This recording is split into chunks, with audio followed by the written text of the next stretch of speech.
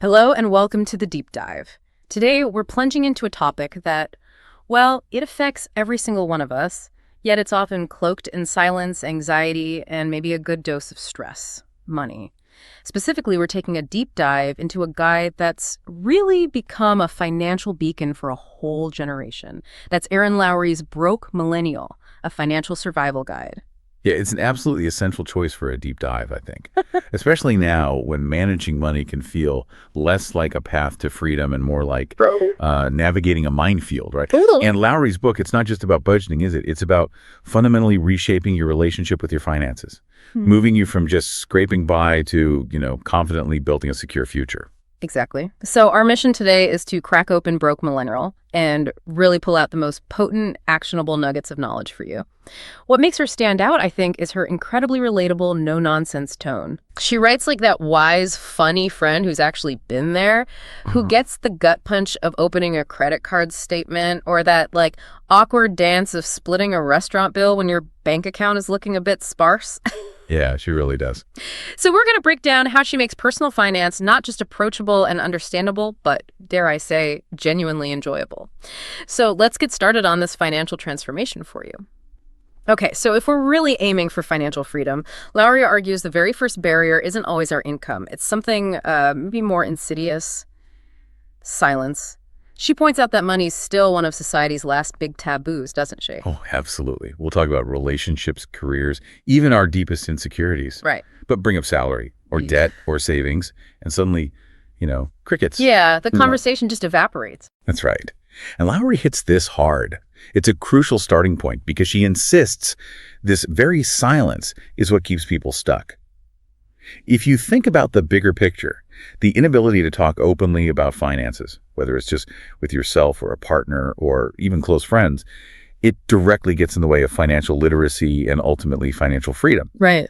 She basically argues that breaking this taboo, having these candid conversations, is the absolute critical first step. I mean, how can you solve a problem you can't even name? It really makes you pause and think about your own comfort level, doesn't it? Because if we're honest, how much do we truly talk about money in our lives beyond just, the surface level stuff?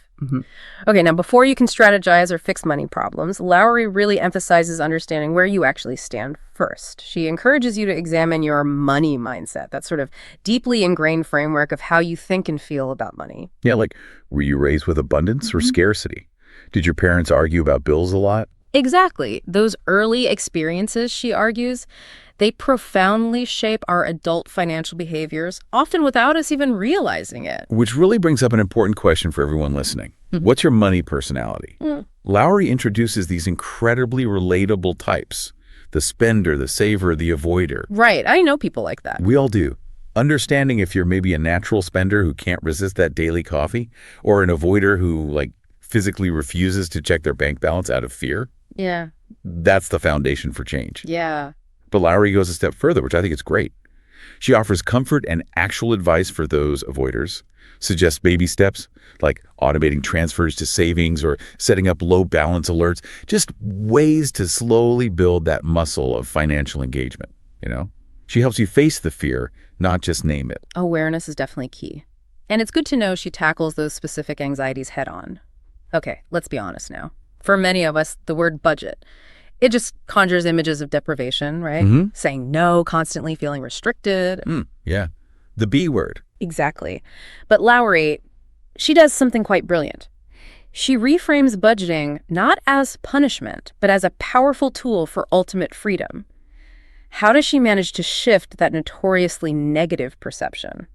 What's her secret there? Well, I think her genius here is kind of twofold. First, she demystifies the actual act of budgeting. It doesn't have to be complex spreadsheets for most people. It's simply giving every dollar a job.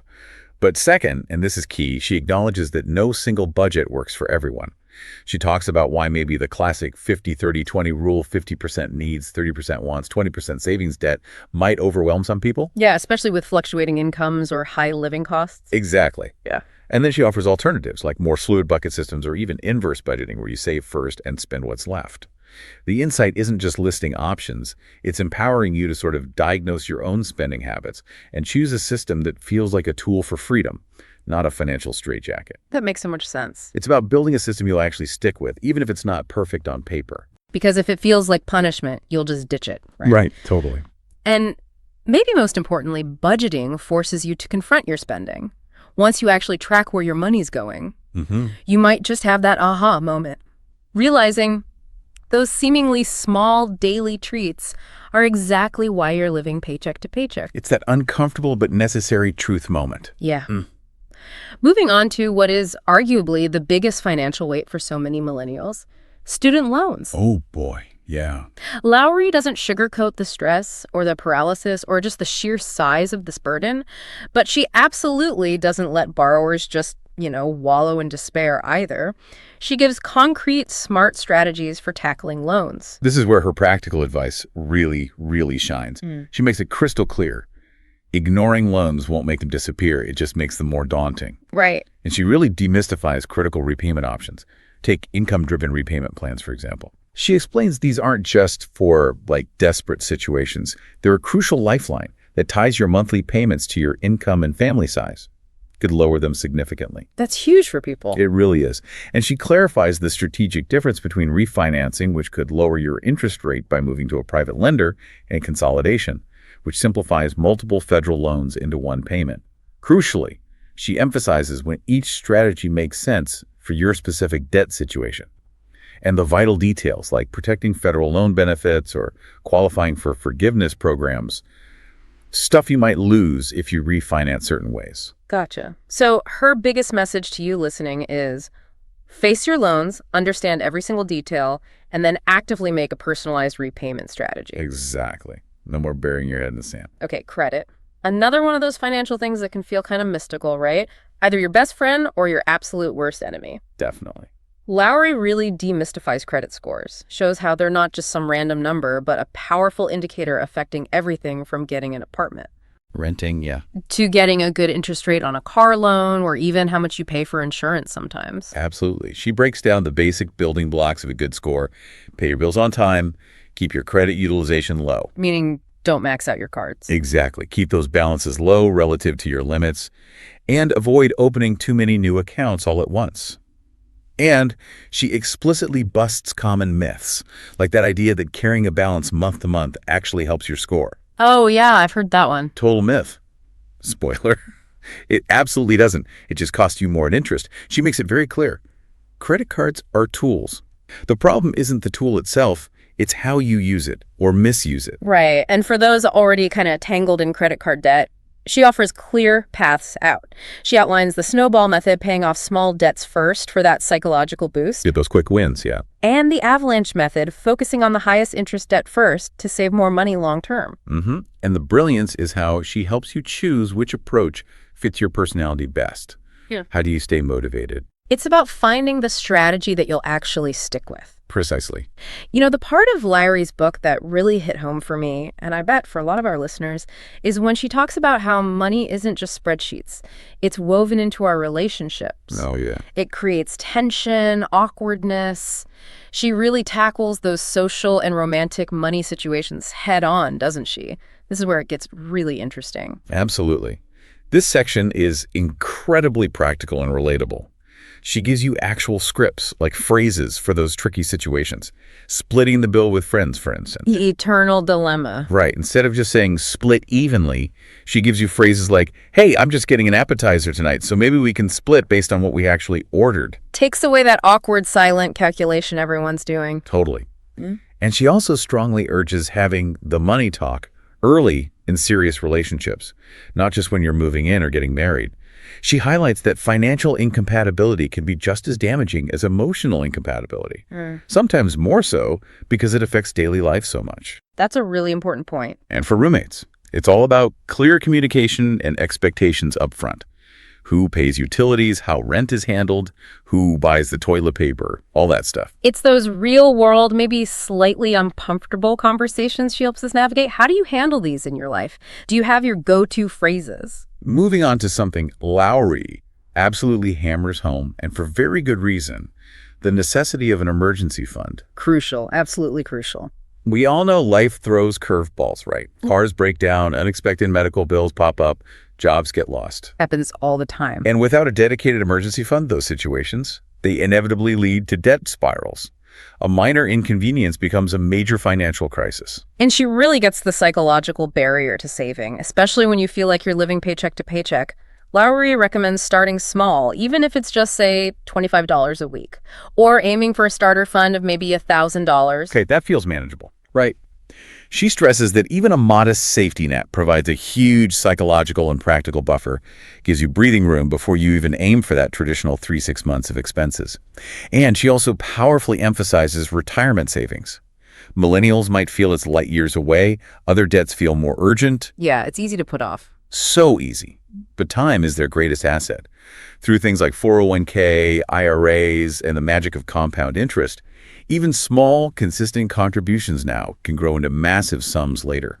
She really helps you understand that delaying investing for the future is probably the most expensive mistake you can make. That initial $1,000 buffer really does make the bigger goal feel less daunting, though. Definitely a good starting point. Lowry also spent significant time empowering readers to stop being afraid of money conversations at work. Oh yes, negotiation.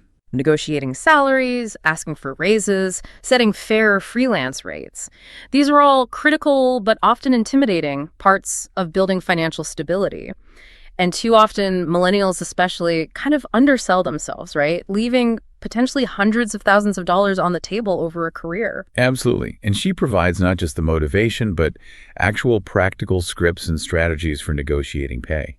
She explains how to research industry standards, how to articulate your value beyond just your basic job description, and how to counter an offer respectfully but effectively. Okay.